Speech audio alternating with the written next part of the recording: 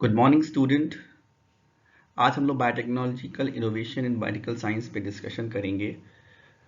और जैसा कि आप जान रहे हैं कि biotechnology in the area of medical science is growing in leaps and bounds, and it utilises living cells and cell materials to analyse and generate pharmaceutical and diagnosing products.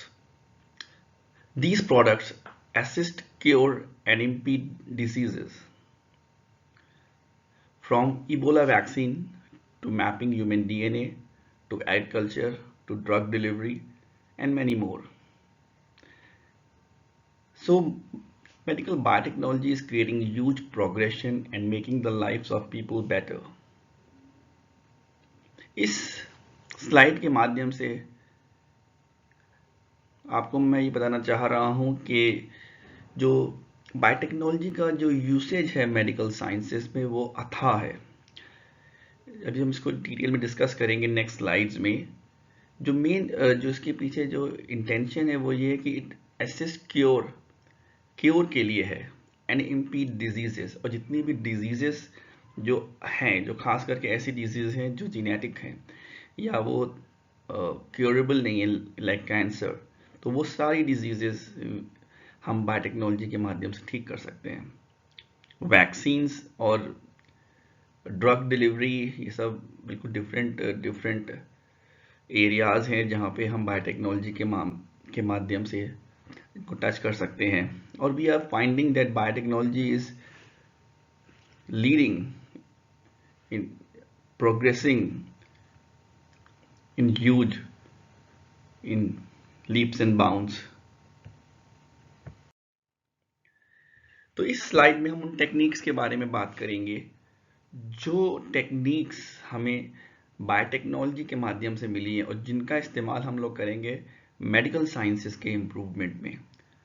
और इसमें सबसे पहले आता है पॉलीमरेज चेन रिएक्शन, पीसीआर। इसको हमने पिछले slide में थोड़ा सा ये जस्ट इंट्रोडक्टरी जो हमारा लेक्चर अभी इससे पहले जो एक बायोटेक्नोलॉजी का इंट्रोडक्टरी एक लेक्चर हुआ था उसमें I just touch this name PCR. तो इसको हम अभी डिटेल में बाद में स्टडी कर लेंगे। पीसीआर में what happens, we create an number of copies of genes और डीएनए फ्रैगमेंट्स। और ये बेसिकली हम इसलिए बना रहे हैं कि हमें बहुत सारे कॉपीज चाहिए होते हैं डीएनए के लार्ज स्केल पे। सेकेंड, ये फिश, इसे हम इलेबरेट कहते हैं फ्लोरेसेंस इन सीटू हाइब्रिडाइजेशन के फॉर्म में। ये FISH basically it is used to locate DNA sequence locations on chromosomes. तो जो डीएनए के सीक्वेंसेस हैं, लोकेशन है क्रोमोसोम पे, उसको आइडेंटिफाई करने के लिए, उनको लोकेट करने के लिए इस टेक्नोलॉजी का इस्तेमाल करते हैं। सीक्वेंसिंग का इस्तेमाल होता है to determine the sequence of nucleotides of DNA. तो कौन से न्यूक्लियोटाइड में कैसा सीक्वेंस आया है उसको आइडेंटिफाई करने के लिए we use sequencing. Microarrays, they are used to treat various diseases including oral lesions and cancer। तो कुछ जो इस तरह से lethal diseases हैं they can be treated with microarrays। Cell culture, just to grow cells outside the natural environment, हम इनको in vitro conditions में cell culture करते हैं, सेल को एक तरह से प्रोपोगेट कर रहे हैं। Next is interference RNA. When RNA molecules prevent gene expression या translation by neutralizing the target mRNA molecules। तो क्या है इसमें कि RNA इंटरफियर करता है अपनी ही सिंथेसिस के लिए, जीन एक्सप्रेशन के लिए, ट्रांसलेशन के लिए। कैसे करेगा इंटरफियर? जो मेन आरएनए एमआरएनए है उसको ये न्यूट्रलाइज कर देगा। और लास्ट जो है इस टेक्निक्स में जीनोम एडिटिंग है। हम जीनोम को एडिट कर सकते हैं और मॉडिफाई कर सकते हैं with the help of genome editing. Emerging trends में हम बात करेंगे स्टेम सेल्स की। स्टेम सेल्स बहुत ही इनिशियल सेल्स होते हैं आफ्टर जाइगोट फॉर्मेशन, और ये वो सेल्स होते हैं जिनके अंदर कैपेसिटी होती है कि वो कोई भी प्रकार के सेल्स बना सकते हैं, टिश्यूज बनवा सकते हैं, ऑर्गन्स तक चले जाते हैं ये। And basically they are totipotent, pluripotent, oligopotent, मतलब एक से कई काम कर सकते हैं। और ये हम स्टेम सेल्स का इस्तेमाल कर सकते हैं कि वो ऐसी डिजीज हो जहाँ पे मुझे पूरा उसका टिश्यू रिप्लेस करना हो, और कुछ ऐसे नॉन क्योरेबल डिजीजेज है, खासकर ब्रेन डिजीजेज हैं, पार्किंसंस, अल्जाइमर्स, ये सब हम इनसे ट्रीट कर सकते हैं। फेज थेरेपी, आप सब जानते होंगे बैक्टीरियोफेज के बारे में। बैक्टीरियोफेज का काम क्या है? बैक्टीरिया पे अटैक करना और उसको उसकी लाइसिस कर देना, उसको ग्रो करना। तो इस जो नेचुरल फिनोमेना है, इसको हम यूज करेंगे as therapy to treat those infections which are pathogenic bacterial ones, जहाँ पे बैक्टीरियल इन्फेक्शन, जो भी इस तरह के बैक्टीरियल डिजीजेज हैं, दे कैन बी क्योर। बायोचिप्स, बायोचिप्स नाम से लगता है जैसे कि जो सिलिकॉन चिप होता है, कंप्यूटर चिप्स, बस वैसे ही हो। लेकिन इसमें क्या है कि बायोचिप्स के फंक्शंस ज़्यादा हैं और बहुत सारे बायोलॉजिकल रिएक्शंस को एक्सपीडाइट कर देते हैं। They can do hundreds of biological reactions in just few seconds,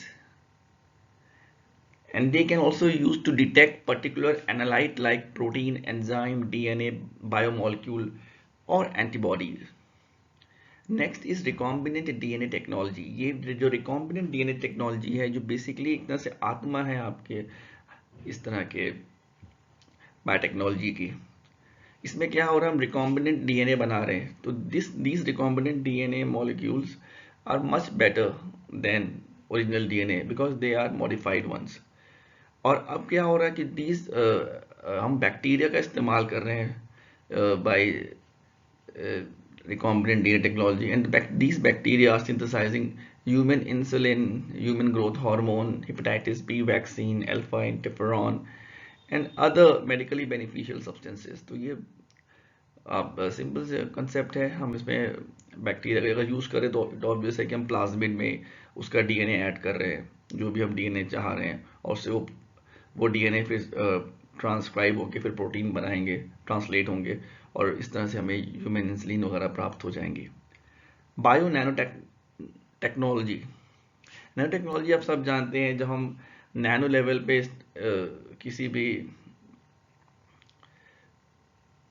substance को स्टडी कर रहे होते हैं, और बायो नैनो में क्या हो गया कि वो बायोलॉजिकल सब्सटेंस होना चाहिए जो नैनो लेवल पे हम स्टडी कर रहे हैं, मतलब बहुत ही सूक्ष्म 10 to the power of -9 nanometre level पे जो भी इस तरह के सब्सटेंसेज हैं, दे आर यूज्ड। और इनकी हम लोग जो यूसेज है वो उससे हम लोग काफ़ी ऐसे काम कर रहे हैं जो which is very difficult.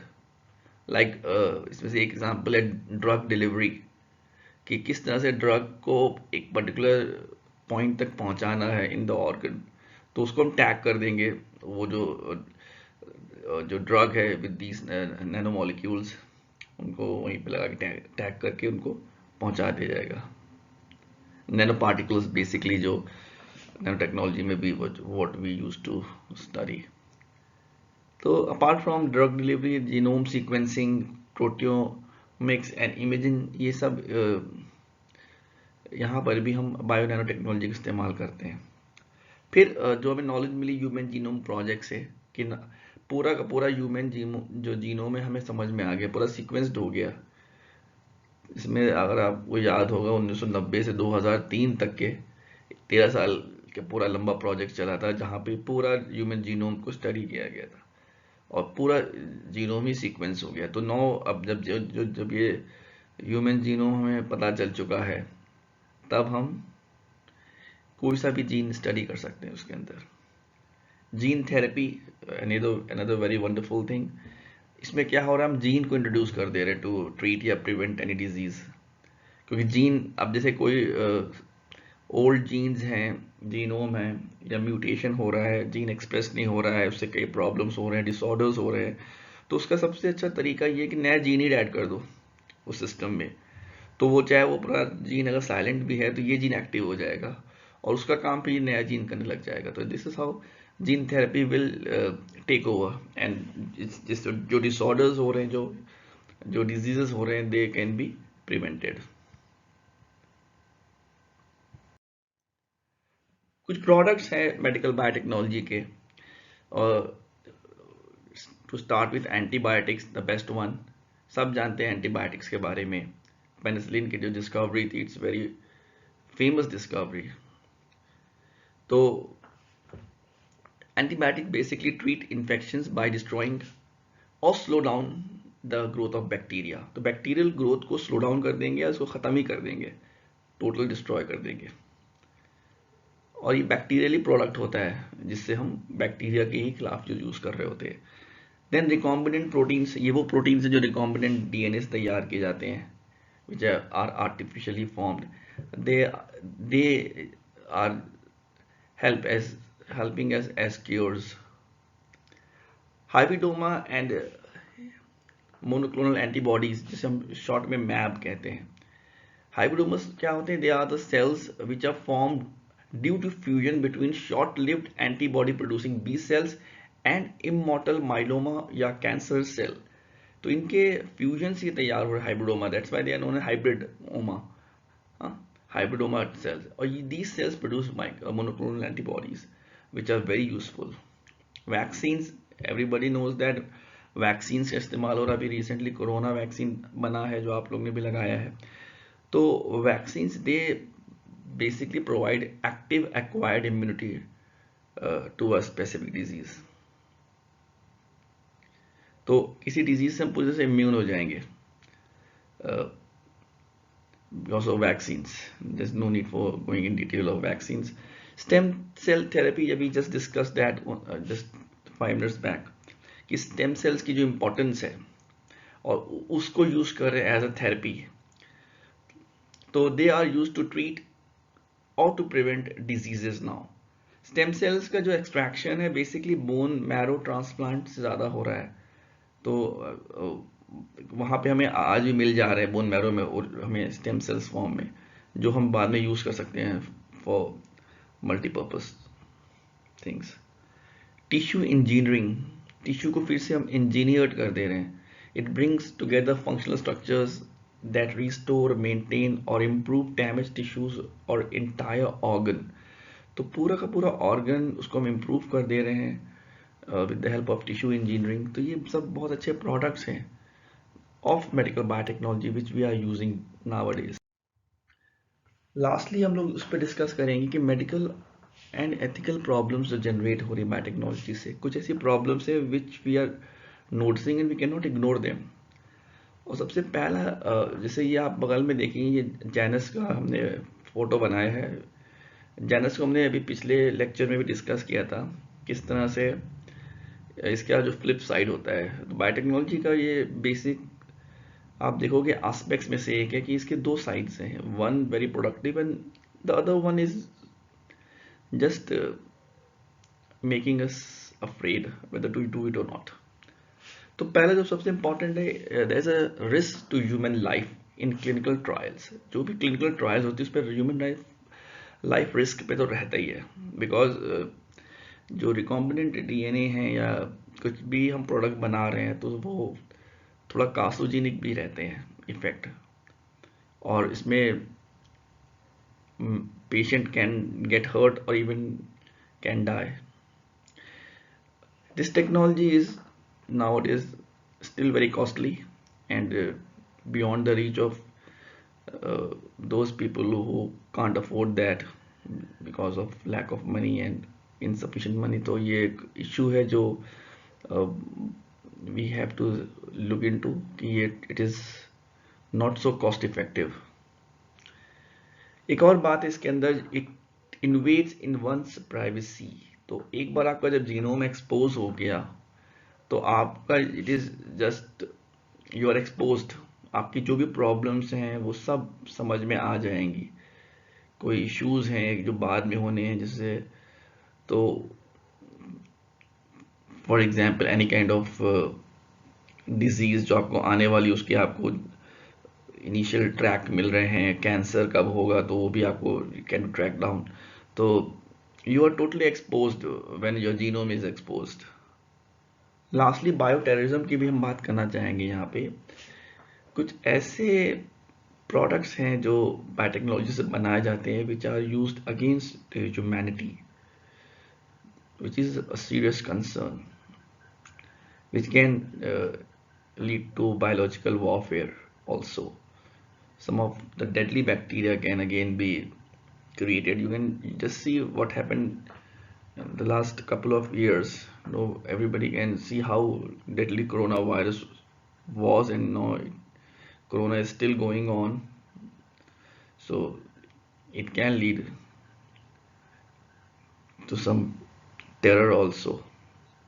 So these are some of the issues which are of great concern. ये कुछ ऐसी बातें हैं जिनका जिक्र आना ज़रूरी था जब भी हम बात करेंगे usage of biotechnology in medical sciences, तो ये भी जिक्र आना चाहिए. एक क्वेश्चन मैं छोड़ के जा रहा हूँ आप लोग के लिए. Should people be allowed to use gene therapy to enhance basic traits such as height, intelligence और एथलेटिक एबिलिटी? तो ये हो रहा है. आप देखो, जीन थेरेपी के माध्यम से हम जो हमारे बेसिक ट्रेट्स है we can even change that. जो भी जो ऐसे जीन हैं, जो ऐसे आपके ट्रेट्स हैं which are inferior and you want to just replace them with superior ones, you can do that. But what exactly will happen, आप अपनी जो ओरिजिनलिटी है वो भी खो बैठेंगे, and which is something to think about. तो on that note I thank you all for your time. और ये बेसिकली जो हमारे बीएससी 5th सेमेस्टर के बच्चे हैं उनके लिए मैंने खास करके बनाया है, क्योंकि उनके सिलेबस का पार्ट है. आप इसको पढ़िएगा, और बहुत जल्दी मैं अपना नेक्स्ट वीडियो जो बनाऊंगा इसका जो सेकंड पार्ट है एग्रीकल्चर और इन्वायरमेंट उस पर बनाएंगे. And till then take care.